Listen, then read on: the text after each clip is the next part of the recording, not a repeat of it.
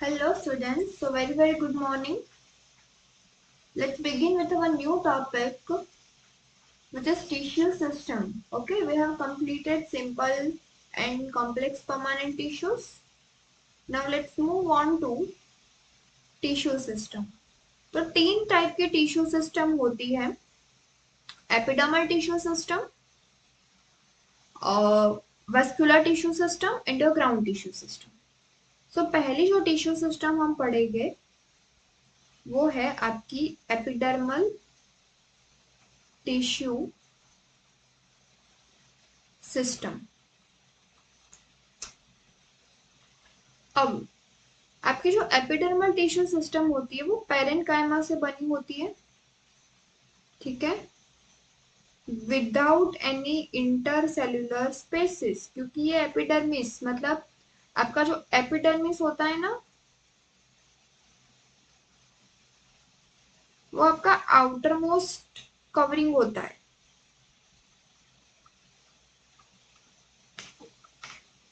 Outer most covering of your plant body. कोई भी organ उठाओ, रूट के बाहर देखो तो एपिडर्मस, स्टेम के बाहर देखो एपिडर्मस, लीफ के बाहर देखो एपिडर्मिस. सो देखो मैंने लिखा है, आपकी एनसीईआरटी भी यही लिखती है कि it is the outer most covering of a primary plant body, ठीक है. बिकॉज सेकेंडरी प्लांट बॉडी में क्या होता है, आपका एपिडर्मिस जो है वो रिप्लेस हो जाता है बाय पेरिडर्म, ठीक है. इसीलिए सेकेंडरी प्लांट बॉडी में एपिडर्मिस रहता ही नहीं है, इसीलिए इसे क्या बोलते हैं, outer most covering of primary plant body, ठीक है. सबसे आउटर मोस्ट लेयर है पेरेन्काइमा सेल्स होता है. कोई इंटरसेल्युलर स्पेसिस इसीलिए नहीं होती क्योंकि ये सबसे आउटर मोस्ट लेयर है. सो अगर इंटरसेल्युलर स्पेसिस होगी तो कोई मान लो कि पैथोजन जो है वो स्पेसिस में जाके अटैक कर लेगा, ठीक है, पैथोजन इन्फेक्शन होगा. इसीलिए कोई इंटरसेल्युलर स्पेसिस हम यहाँ पे नहीं रखते. एपिडर्मिस में पेरेन्काइमा में कोई इंटरसेल्युलर स्पेसिस नहीं होती है, ठीक है. और इसमें जो आपका साइटोप्लाज्म होता है पेरेन्काइमेटस सेल्स में वो स्मॉल अमाउंट में ही होता है.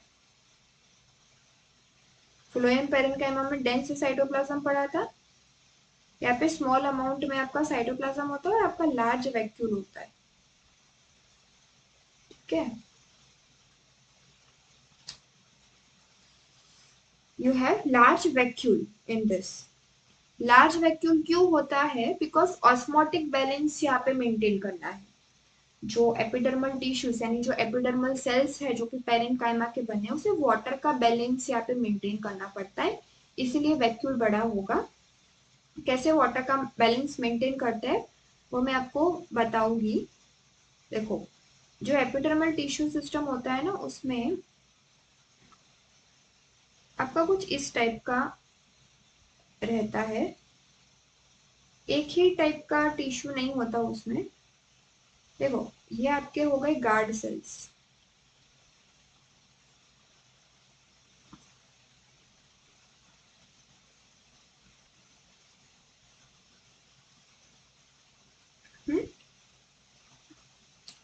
इसके आजू बाजू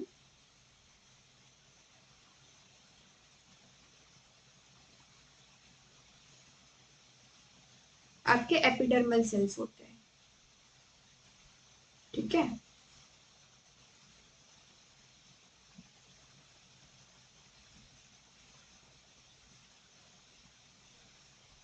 ये आपके हो गए. आपके गार्ड सेल में क्लोरोप्लास्ट भी होता है. This is your guard cells. सबसे बाहर जो मैंने ड्रॉ की है वो एपिडर्मल सेल्स, ठीक है. और ये बीच में जो मैंने ड्रॉ किया वो आपका स्टोमे, आपका क्या हो गया, स्टोमेटल अपर्चर या बोल सकते हो स्टोमेटल पोर. गार्ड सेल्स ऐसे होते हैं, ठीक है. सो बीच में पोर रहेगा उसे आप स्टोमेटल पोर कहोगे. Guard cells often, guard cells contain chloroplast. तो मैंने जो गोले ड्रॉ किया वो क्लोरोप्लास्ट और गार्ड सेल्स के आजू बाजू हो जाएंगे एपिडर्मल सेल्स. सो ये तीनों मिला के आपका क्या बनता है, स्टोमेटल एपेरेटस।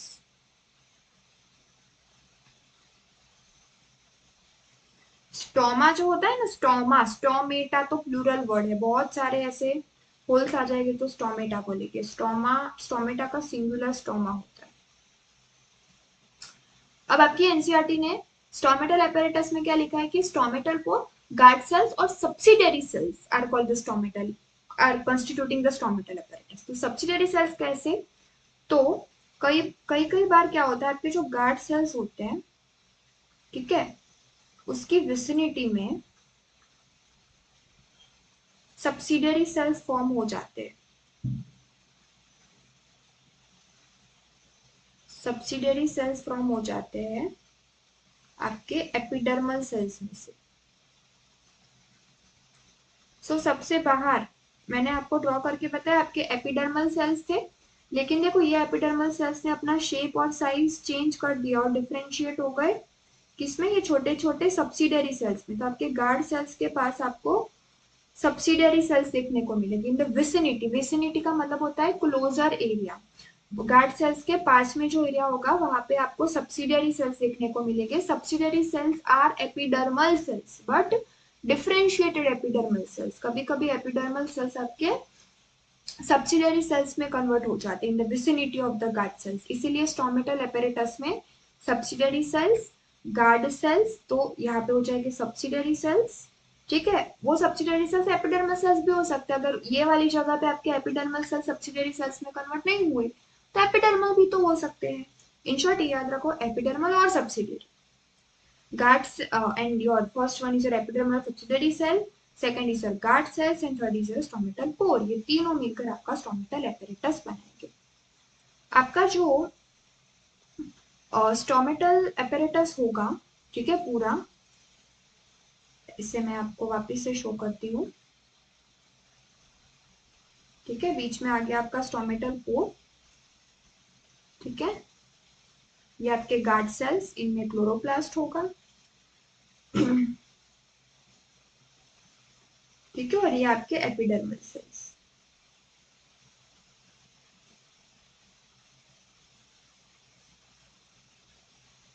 ठीक है। ये हो जाएंगे आपके epidermal cells. If they get differentiated subsidiary में भी कन्वर्ट हो सकते हैं। क्या चीज आपको ध्यान में रखनी है कि यहाँ पे जो अंदर की वॉल्स होती है गार्ड सेल्स की, इनर वॉल्स, वो ठीक होती है,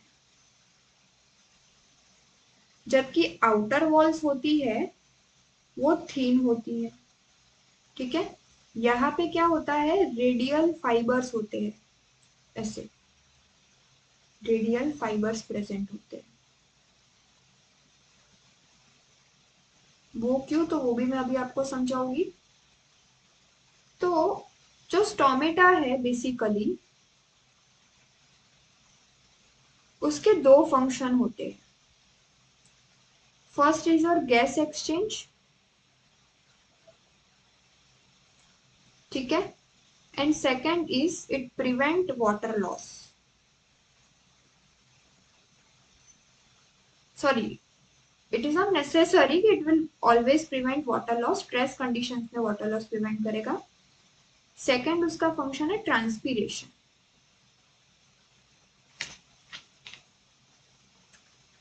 सेकेंड उसका फंक्शन है ट्रांसपीरेशन। ट्रांसपीरेशन यानी वाटर लॉस फ्रॉम लीव्स, ठीक है। ट्रांसपीरेशन यानी वाटर जो लॉस होता है लीव्स में से, तो जरूरी नहीं है कि वहां से वाटर रिमूव ही हो, मतलब निकले ही स्टोमेटा से, डिपेंड करता है वाटर लॉस, मतलब जो ओपनिंग एंड क्लोजनिंग है स्टोमेटा की, दो उसके फंक्शन है, transpiration and gaseous exchange, water loss and gaseous exchange. Now ये जो गार्ड सेल्स है वो स्टोमेटा की ओपनिंग और क्लोजनिंग को गार्ड करते हैं, मेंटेन करते हैं। जैसे कि अगर पानी ज्यादा है आपके you know near the epidermal, पूरा जो स्टोमेटल एपरेटस है उसके पास, तो आपके गार्ड सेल्स क्या करेंगे, वाटर को एब्सॉर्ब करेंगे और टर्जिड बन जाएंगे, ठीक है। वो टर्जिड बन जाएंगे तो क्या करेंगे, वो आपके जो थीन वॉल है उस पे प्रेशर एक्सर्ट होगा, ठीक है। आपके जो थीन वॉल है वो कैसे रहेंगे, फ्लेक्सिबल, तो जब आपके गार्ड सेल्स टर्जिड बनेंगे ना, तो बाहर ऐसे टर्जिड बनेंगे तो ऐसे रेडियल फाइबर्स उन्हें, जब टर्जिड बनेंगे तो स्टोमेटा खुलेगा, पूरा पानी का जो प्रेशर है वो थीन वॉल की तरफ जाएगा, लेकिन थीन वॉल को कोई अफेक्ट नहीं होगा बिकॉज थीन है ना वो, तो वो फ्लेक्सिबल होगी। तो देखो ऐसे अभी आपका गार्ड सेल है, या ये जो मेरा हाथ है ना, ये मेरा पाम, मान लो इसकी विड्थ बढ़ जाएगी, यानी इसमें क्या एंटर किया होगा, वाटर, तो वो अभी कुछ इस टाइप का है, वो वाटर आने के बाद इस टाइप का हो जाएगा, ऐसे ऐसे, मतलब बल्ज आउट हो रहा है, मतलब बाहर जो थीन वॉल है उस पे प्रेशर जा रहा है, लेकिन थीन है, फ्लेक्सिबल है, तो वो प्रेशर से वो थीन वॉल फ्लेक्सिबल है, तो स्टोमेटा खुल जाएगा। ठीक है, वाटर जब आपका अंदर आएगा तो ये आपका स्टोमेटा खुल जाएगा। तो ओपनिंग टर्जिडिटी से गार्ड सेल ने क्या करवाया, ओपनिंग करवाई स्टोमेटा की, और जब आपका पानी बाहर निकलेगा तो धीरे धीरे धीरे धीरे धीरे आपका स्टोमेटल पोर बंद होगा, पानी अंदर आया, स्टोमेटल पोर खुला। अब थीन वॉल्स थे तो पानी बाहर ऐसे ऐसे धीरे धीरे गया, तो थीन वॉल को कोई इफेक्ट नहीं हुआ, वो फ्लेक्सिबल थे, स्टोमेटल पोर खुल गया। ठीक है, लेकिन जब आपका पानी पानी गया वापस गार्ड सेल से बाहर, तो गार्ड सेल से ऐसे फ्लैशेड हो गए, यानी अब पानी ऐसे जा रहा है अंदर की तरफ, थीक वॉल्स, तो थीक वॉल पे प्रेशर लग रहा है। ठीक है, तो उन्हें कोई फर्क नहीं पड़ेगा बिकॉज दे आर थिक। समझ आ रहा है? सो पानी जब आपका ऐसे बाहर जा रहा, मतलब स्टोमेटा जब खोलना है तो थीन वॉल ऐड करेंगे तो फ्लेक्सिबिलिटी खुल जाएगा, और फ्लैशेड जब बनेगा तो वो थिक वॉल वो प्रेशर ग्रेडियंट को मेंटेन कर लेगी। समझ आया? तो इसीलिए अंदर की तरफ आपकी थिक वॉल होती है और बाहर की तरफ आपकी थीन वॉल होती है, और बीच में आपका स्टोमेटल पोर होता है, तो इसकी जब पानी आया तो ओपन हुआ, पानी गया तो क्लोज हुआ। So opening and closing is something that is opening and closing of your stomatal pore is something that is maintained by our guard cells. देखो आपकी ओपनिंग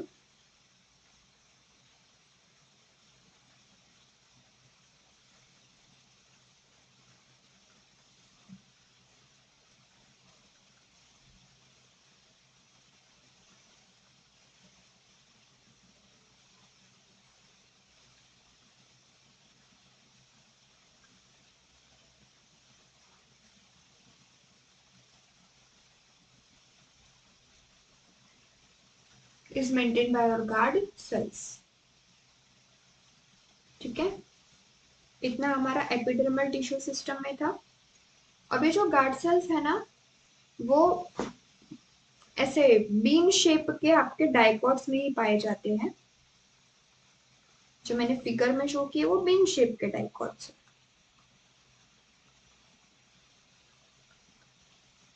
लेकिन जो मोनोकॉट्स होते हैं उसमें कैसे डाइकॉट्स होते हैं, तो डम्बल बेल शेप के।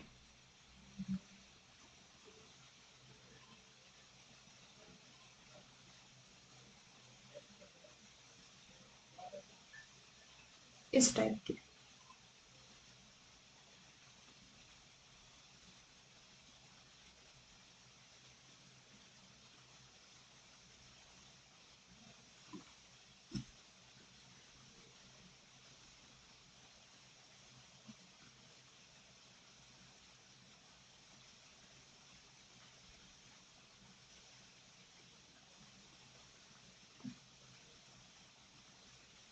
तो मोनोकॉट्स में कैसे होंगे, डम्बल बेल शेप।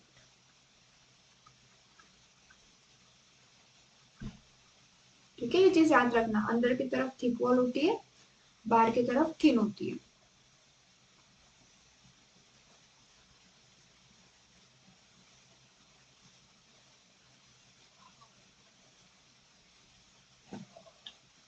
ना आपके जो आपका जो एपिडर्मिस है, ठीक है, उसमें आपके जो पेरेन्काइमेटल सेल्स होते हैं वो इलोंगेटेड होते हैं,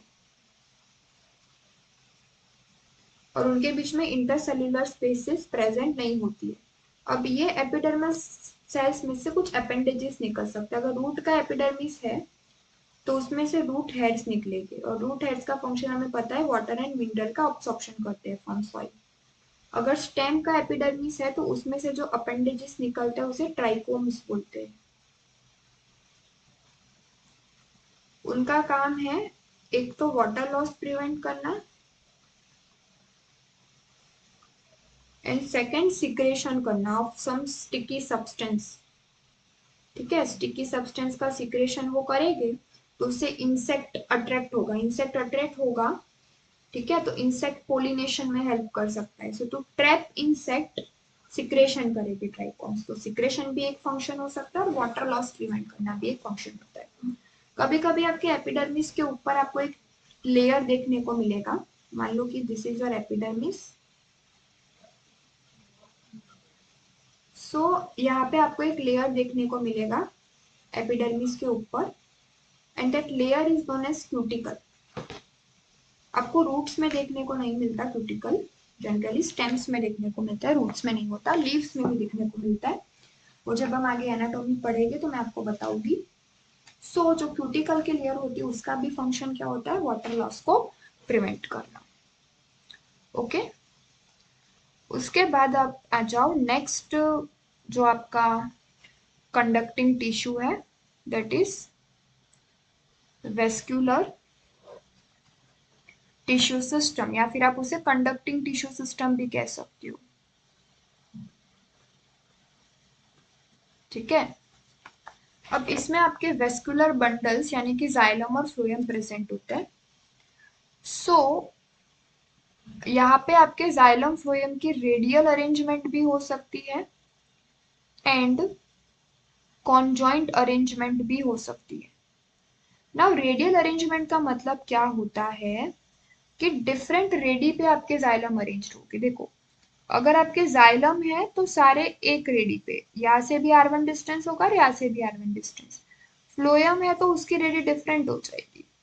देखो ये डिस्टेंस फ्लोएम का ज्यादा है, देखो ये वाला फ्लोएम, यानी ये इसकी रेडियस R2 हो जाएगी। समझ आ रहा है? मतलब आपके जाइलम और फ्लोएम डिफरेंट रेडी पे अरेंज्ड होते हैं, so that is a radial type of arrangement. और कॉन्जॉइंट टाइप का किसे कहेंगे, जिसमें आपके जाइलम फ्लोएम सेम रेडी पे अरेंज्ड है, सेम R1 R1, ठीक है, सभी सेम रेडी पे अरेंज्ड है, यहाँ से भी R1। सो सेम रेडियस पे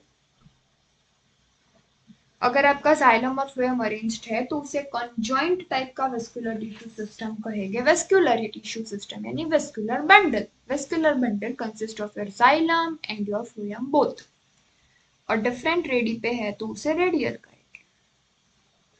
र for radial, R for root, तो रूट में रेडियल टाइप का वेस्कुलर बंडल देखने को मिलता है। एक और रूट में मैंने जाइलम के बेसिस पे पढ़ाया था, एग्जार्च टाइप का देखने को मिलता है।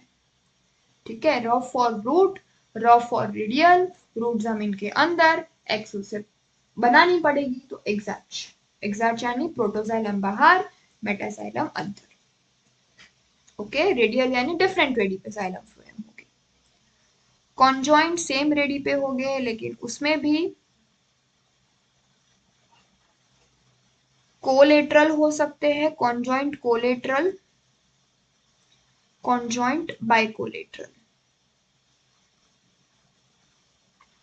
कॉन्जॉइंट कोलेटरल का मतलब होता है कि आपके जो जाइलम है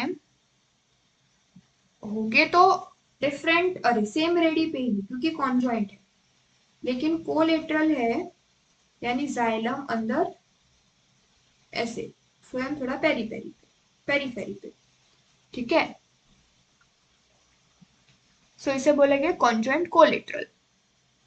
और बाइकोलेटरल में क्या होगा, बीच में फ्लोएम, देन सॉरी बीच में जाइलम एंड आजू बाजू फ्लोएम, बीच में जाइलम, आजू बाजू, जस्ट अ मिनट,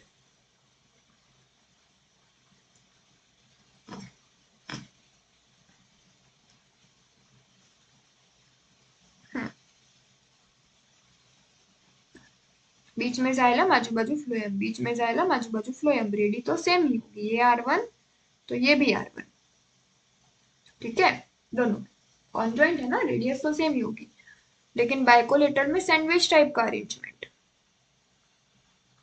बीच में जाइलम आजू बाजू में फ्लोएम, और कोलेटरल में अंदर जाइलम बाहर फ्लोएम। कोलेटरल टाइप का आपको स्टेम में देखने को मिलेगा, और बाइकोलेटरल टाइप का आपको लीफ में देखने को मिलेगा, लेकिन एक्सेप्शन, बाइकोलेटरल आपको स्टेम में भी देखने को मिल सकता है, कुकुरबिटेसी, कुकुरबिटेसी उसकी स्टेम में बाइकोलेटरल देखने को मिल सकता है। ओके, अब कोलेटरल स्टेम में भी देखने को मिल सकता है एंड आपको लीफ में भी देखने को मिल सकता है। स्टेम और लीफ, लीफ में बाइकोलेटरल भी होता है, ठीक है, जरूरी नहीं सिर्फ कोलेटरल हो, लीफ में बाइकोलेटरल भी होता है, कोलेटरल भी होता है। कोलेटरल में भी ओपन हो सकता है, क्लोज्ड हो सकता है। ओपन का मतलब अगर आपके जाइलम और फ्लोएम के बीच में सेकेंडरी ग्रोथ करने के लिए कैम्बियम प्रेजेंट है तो उसे ओपन टाइप का कहेंगे। जो आपके डाइकोट स्टेम में देखने को मिलेगा, ठीक है, डाइकोट लीफ में देखने को नहीं मिलेगा, क्योंकि लीफ में भले ही डाइकोट है लेकिन लीफ में सेकेंडरी ग्रोथ नहीं होगा, दोनों में क्लोज्ड टाइप का होगा। अगर यहाँ देखो, यहाँ जाइलम यहाँ फ्लोएम, तो यहाँ पे कैम्बियम होगा ही नहीं, ड्रॉ ही मत कर।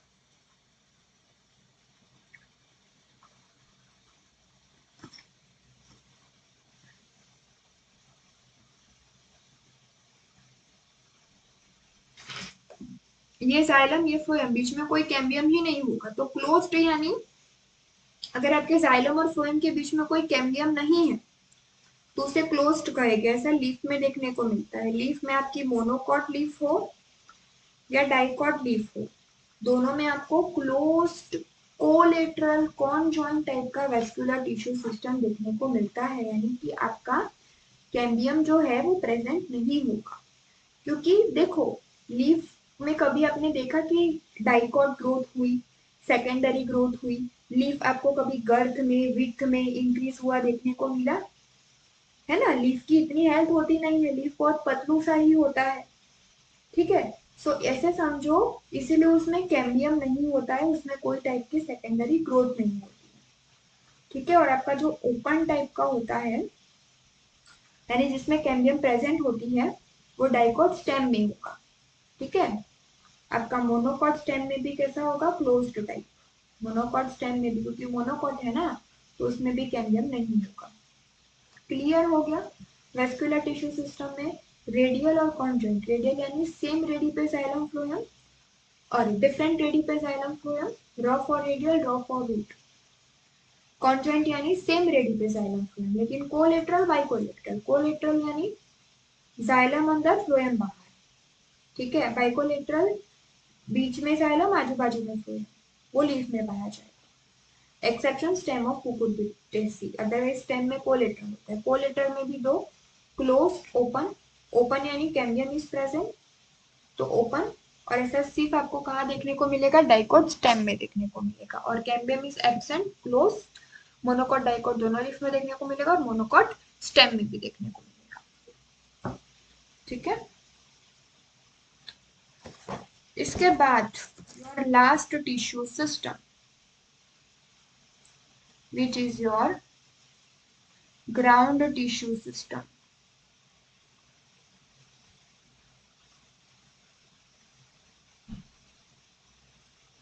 So except your vascular bundle and epidermis, इसके अलावा जो भी बच जाएंगे वो सारे आपके ग्राउंड टिश्यू सिस्टम में आएंगे। For example your cortex, pericycle, pith, medullary rays. आपका कॉर्टेक्स फर्दर तीन चीजों में डिवाइड होता है, hypodermis, endodermis and general cortex. General cortex, hypodermis stem में होता है, रूट में नहीं होता। एंडोडर्मिस रूट में होता है, स्टेम में नहीं होता। ठीक है, सो ये आपको अभी याद रखने की जरूरत नहीं है, सिर्फ आप ये याद रखो cortex, pericycle, pith, middle radius, this all constitute the ground tissue system. ठीक है, उसके बाद किस में पेरिसाइकल है नहीं है, डाइकोस्टेम में है नहीं है, मोनोकॉट स्टेम में है नहीं है, पीट है नहीं है, रूट में, ये सारी चीजें एनाटॉमी में यूं ही पता आपको लग जाने वाली, तो अभी से आपको याद करने की जरूरत नहीं, बस कॉर्टेक्स को कौन से 3 रीजन में डिवाइड किया वो पता रखो और examples of ground tissue system. Okay, now इसकी एनसीईआरटी भी हम एक बार रीड कर लेते हैं।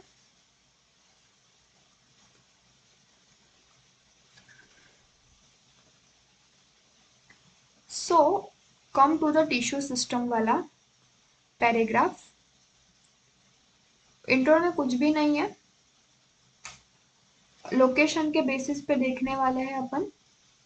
लोकेशन के बेसिस पे स्ट्रक्चर डिपेंडेंट होता है, स्ट्रक्चर के बेसिस पे फंक्शन, लोकेशन पे स्ट्रक्चर, स्ट्रक्चर पे फंक्शन, स्ट्रक्चर फंक्शन रिलेशनशिप होता है। तो जैसा लोकेशन आएगा, ठीक है, आप ऐसे नैरो जगह में सोओगे तो आपका लोकेशन से आपका स्ट्रक्चर डिसाइड होगा ना, आप ऐसे सांकड़े सोओगे, समझ आया? मतलब सांकड़ी लोकेशन थी तो आप सांकड़े सोए ना, यानी नैरो लोकेशन थी तो नैरो सो, आपका स्ट्रक्चर बॉडी का वैसे बदला। तो लोकेशन से स्ट्रक्चर बदलता है, स्ट्रक्चर से फंक्शन बदलता है। ठीक है, तो स्ट्रक्चर एंड लोकेशन के बेसिस पे 3 टाइप। सबसे पहले आ जाओ एपिडर्मल पे। आउटर मोस्ट कवरिंग, मैंने बोला था प्राइमरी प्लांट बॉडी आपकी एनसीईआरटी इसीलिए बोलते हैं क्योंकि सेकेंडरी जो प्लांट सेकेंडरी जब फॉर्मेशन होता है तो एपिडर्मिस नहीं और वहां पे पेरिडर्म बन जाता है, इसीलिए सेकेंडरी ग्रोथ आपका माइनस हो गया है तो आपको इतनी क्लियर अंडरस्टैंडिंग नहीं आएगी, लेकिन इतना समझो कि your epidermis is not present in your secondary वाला ग्रोथ। ठीक है, तब वो नहीं होता, इसलिए जब सेकेंडरी प्लांट बॉडी बनते तब नहीं होता। सेकेंडरी प्लांट बॉडी कब बनेगी, जब सेकेंडरी ग्रोथ होगा।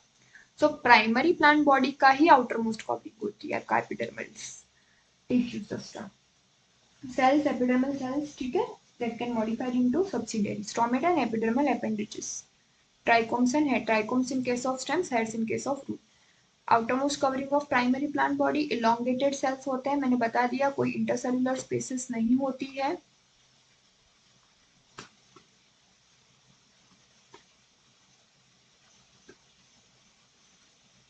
ठीक है, कंटिन्यूअस लेयर फॉर्म करेंगे, यूजुअली सिंगल लेयर होते हैं। ठीक है, ऐसा नहीं कि मल्टी लेयर नहीं हो सकते, यूजुअली बोला, यूजुअली सिंगल लेयर होते हैं। बाकी आपके नेरियम और फिकस में वो मल्टी लेयर्ड भी होते हैं। ठीक है, ये मैंने एक रेफरेंस बुक में पढ़ा था, सो आप पढ़ के कंफ्यूज ना हो जाओ, इसलिए मैं आपको बता रही हूँ। यूजुअली बोले तो हाँ, usually they are single layer, but ऐसा नहीं है कि मल्टी लेयर नहीं होते। ओके, पैरेनकाइमेटस होता है, स्मॉल अमाउंट ऑफ साइटोप्लाज्म होता है। मैंने बोला था कि फ्लोएम पैरेनकाइमा में भी पैरेनकाइमा है, लेकिन वहां पे डेंस अमाउंट ऑफ साइटोप्लाज्म है क्योंकि their main function is storage there, इसीलिए डेंस साइटोप्लाज्म। और यहाँ पे मेन फंक्शन स्टोरेज नहीं, क्या है, प्रोटेक्शन, आउटरमोस्ट कवरिंग। ठीक है, इसलिए small amount of cytoplasm. Cytoplasm तो होगा क्योंकि स्मॉल या लार्ज होगा क्योंकि लिविंग है, पेरेनकाइमेटस सेल लिविंग होते हैं। बड़ा सा वैक्यूल भी होता है। वैक्यूल क्यों होता है पता चला, ऑस्मोटिक बैलेंस मेंटेन करने के लिए, टर्जिडिटी और वो सब मेंटेन करना होता है। ठीक है, outside of epidermis is often covered, कभी कभी थिक लेयर क्यूटिकल भी होता है। क्यूटिकल आपके रूट्स में एब्सेंट होता है, याद रखना। ठीक है, क्योंकि रूट्स में वाटर लॉस प्रिवेंट करने के लिए क्यूटिकल की क्या जरूरत है, रूट्स में इतना वाटर लॉस होगा ही नहीं ना, क्योंकि रूट्स में थोड़ी ना धूप आती है जो वाटर लॉस होगा। समझ आ रहा है, रूट अगर सन के तरफ हो तो ज्यादा सन की हीट की वजह से वाटर लॉस कर दे तो क्यूटिकल रखना जरूरी है टू प्रिवेंट वाटर लॉस। समझ आया, लेकिन रूट में तो कहाँ धूप आ रही है जो क्यूटिकल की जरूरत हो वाटर लॉस प्रिवेंट, मतलब वाटर लॉस प्रिवेंट करने की जरूरत पड़े।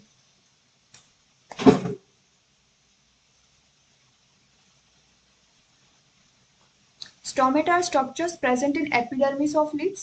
ठीक है, स्टोमेटा के दो functions, transpiration, gaseous exchange. Each stoma, guard cells होते हैं उसमें, स्टोमेटल पोर होते हैं। ग्रासिस यानी मोनोकॉट्स में डबल बेल शेप होता है, आउटर वॉल थिन होती है, इनर वॉल थिक होती है। गार्ड सेल्स में क्लोरोप्लास्ट होते हैं, वो स्टोमेटा की ओपनिंग क्लोजिंग रेगुलेट करते हैं। कर्च बार क्या होता है, गार्ड सेल्स के पास में एपिडर्मल सेल्स अपना शेप और साइज चेंज करके सब्सिडरी सेल्स में कन्वर्ट हो जाते हैं। स्टोमेटल एपर्चर किससे बनता है वो मैंने आपको बता दिया है, root hairs, very important, root hairs and trichomes, दोनों के बीच में difference, main difference, root hairs are unicellular, ठीक है। आपके जो ट्राइकोम्स होते हैं वो मल्टी सेल्युलर होते हैं, याद रखना बात। फंक्शंस पता है, absorption, prevent water loss. Ground tissue system, epidermis और वेस्कुलर टिश्यू सिस्टम को छोड़ के ग्राउंड, ठीक है। ग्राउंड में पेरेन्काइमा, कॉलन, कॉलन स्क्लेरेन्काइमा में स्क्लेरेन्काइमा सेल्स प्रेजेंट हो सकते हैं। ग्राउंड टिश्यू सिस्टम जो टिश्यू है उनमें सिंपल टिश्यूज प्रेजेंट हो सकते हैं, ये बताया।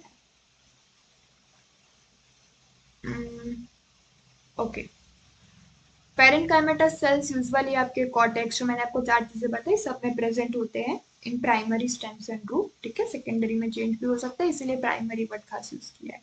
और लीव्स में आपका ग्राउंड टिश्यू से पेरिसाइकल, पीथ, मेडुलरी रेस, ठीक है। कॉर्टेक्स उसमें डिफरेंशिएट नहीं होता, उसमें सिर्फ thin wall chloroplast containing cells होता है ग्राउंड टिश्यू में, जिसको आप मेसोफिल सेल्स बोलते हो।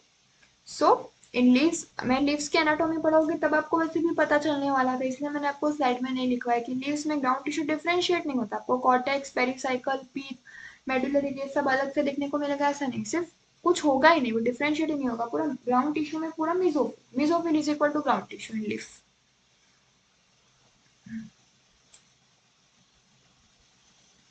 एंड लास्ट इज योर, कोई फिगर थी क्या प्रीवियस में? हाँ, ये आपको समझ आ जाएगी, stomatal pore, chloroplast, guard cells, subsidiary cells and epidermal cells, okay. और ये मोनोकॉट्स में जो होता है डंबल बेल शेप का, अच्छा वो शो किया है, ठीक है। Now vascular tissue system,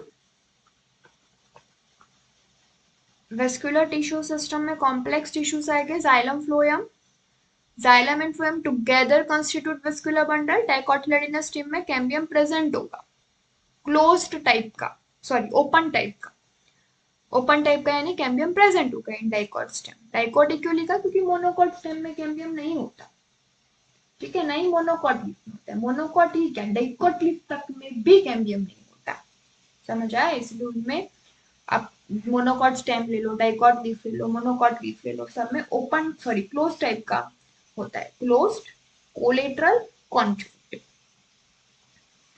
such vascular bundle because of the presence of cambium, उनमें सेकेंडरी ग्रोथ करने की एबिलिटी आ जाएगी, तो उसे ओपन वेस्कुलर बंडल कहेंगे। मोनोकॉट में तो कैम्बियम नहीं होता, तो वो सेकेंडरी टिश्यूज भी फॉर्म नहीं करेंगे, तो उन्हें क्लोज्ड वेस्कुलर बंडल कहेंगे। जाइलम एंड फ्लोएम जब डिफरेंट रेडी पे अरेंज हो तो रेडियल, रेडियल टाइप का अरेंजमेंट, और कॉन्जॉइंट में सेम रेडी, ठीक है। ओके, कॉन्जॉइंट वाला स्टेम एंड लीव्स में कॉमन है। कॉन्जॉइंट वेस्कुलर बंडल में क्या होता है, फ्लोएम यूजुअली बाहरी होता है। मैंने आपको कॉन्जॉइंट कोलेटरल बताया था, तो बताया था फ्लोएम बाहर, जाइलम अंदर। और conjoint bicollateral, xylem sandwich, sandwich होता है, बीच में जाइलम, आजू बाजू फ्लोएम। तो कोलेटरल हो या बाइकोलेटरल हो, आपके कॉन्जॉइंट में फ्लोएम बाहरी होता है। पहला वाला अरेंजमेंट है आपका रेडियल का है, देखो xylem R1, phloem R2, different ready. Second figure, phloem और जाइलम के बीच में कैम्बियम प्रेजेंट नहीं, सो कॉन्जॉइंट सैंडविच नहीं है, सिर्फ जाइलम अंदर फ्लोएम बाहर वाला सिस्टम, कोलेट्रल, ठीक है, कैम्बियम नहीं है, closed, okay. This is same radii पे, कॉन्जॉइंट सैंडविच नहीं है, जाइलम अंदर फ्लोएम बाहर वैसा है तो कोलेट्रल, कैम्बियम है तो ओपन। ठीक है, आपकी एनसीईआरटी ने कोलेटरल बाइकोलेटरल मेंशन। ओके, सो आज इधर तक रखते हैं guys, thank you so much.